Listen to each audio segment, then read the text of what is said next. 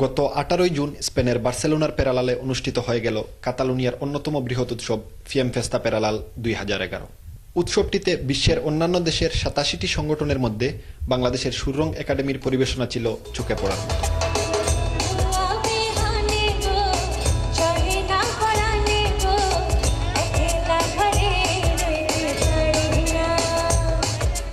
উৎসবে অংশগ্রহণকারী সংগঠনগুলো বাংলাদেশের মতো তাদের দেশীয় বিভিন্ন সংস্কৃতি উপস্থাপন করেন। বৃহতাকার দুটি মঞ্চের একটিতে নুসরাত জাহান অন্নির পরিচালনায় সুররং একাডেমির শিল্পীরা নাচ, গান, ফ্যাশন শোর মাধ্যমে দখলে রাখে পুরো বিকেল। এই উৎসবে বিভিন্ন দেশের মানুষের সাথে আমরা পাশাপাশি বাংলাদেশের তরফ থেকে সুররং একাডেমি এখানে উপস্থাপন করছি বাংলাদেশকে।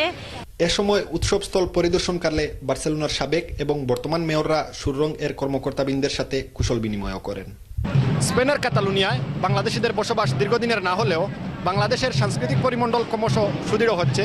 এই ভিন্ন ভাষাভাষী দেশে সুররঙের এই সাংস্কৃতিক পরিবেশনা যেন তারই একটি প্রমাণ। স্পেনের বার্সেলোনা থেকে আফাজ জনি, এনটিভি নিউজ।